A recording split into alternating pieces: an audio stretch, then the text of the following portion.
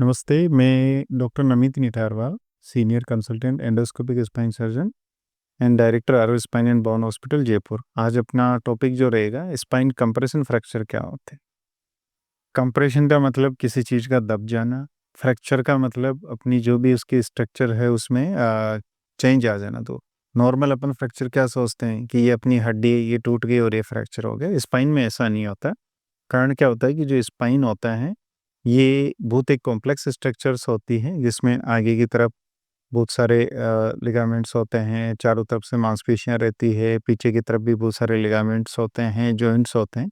तो इसमें जो नॉर्मल बोन होती है उसके हिसाब से इसका फ्रैक्चर नहीं होता है। इसमें क्या होता है, कंप्रेशन होता है। जैसे कोई भी इंजरी आया हुआ है तो जैसे ये वर्टिब्रल हाइट है तो उसका जैसे ही उसको फोर्स लगा, ऊपर से कहीं से गिर गए या कोई भी किसी की चोट लग गई तो बोन की हाइट कम हो जाती है। जैसे नॉर्मली ये हाइट होती है, आगे से जनरली जो होता है एंट्रोवेज कंप्रेशन होता है, ये एंट्रली आगे से आगे की तरफ से ये पिचक जाता है तो उसको अपन कंप्रेशन फ्रैक्चर बोलते हैं। अब इसकी सीवियरिटी अलग अलग होती है कि नॉर्मल हाइट ये है तो उसकी हाइट कितनी कम हो गई है, 90% हाइट बची है, 60% बची है, 50% बची है, तो उसी के हिसाब से इसका क्राइटेराइजेशन करते हैं।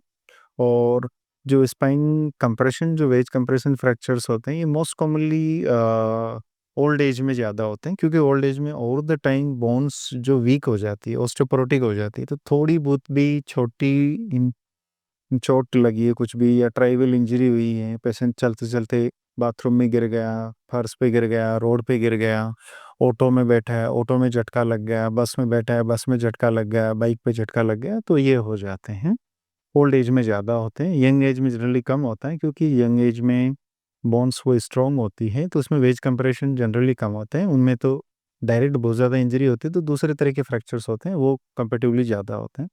तो ज़्यादातर जो वेज कंप्रेशन फ्रैक्चर्स होते हैं उनमें एक्टिव ट्रीटमेंट की ज़रूरत नहीं पड़ती, सर्जिकल इंटरवेंशन की ज़रूरत नहीं पड़ती। मोस्ट ऑफ कंजर्वेटिव ट्रीटमेंट में ही शुरू ट्रीटमेंट किया जा सकता है और पेशेंट को रिलीफ मिल जाता है। कुछ केसेज में मल्टीपल वेज कंप्रेशन फ्रैक्चर्स भी होते हैं तो उन्हीं में उनकी सीवियरिटी देखनी होती है। इनमें जनरली सर्जरी की उन्हीं केसेज में ज़रूरत पड़ती है जिसमें न्यूरोलॉजिकल कॉम्प्रोमाइज़ होता है या मल्टीपल लेवल होता है, और जिनमें स्पाइन का जो wedge multiple wedge compression fracture से काइफोटिक डिफॉर्मिटी हो गई होती है, तो आगे चल के न्यूरोलॉजिकल इश्यू को प्रिवेंट करने के लिए इसमें अपने को ट्रीटमेंट करना पड़ता है। कुछ केसेज में हमें स्पाइन का फिक्सेशन वगैरह भी करना पड़ता है।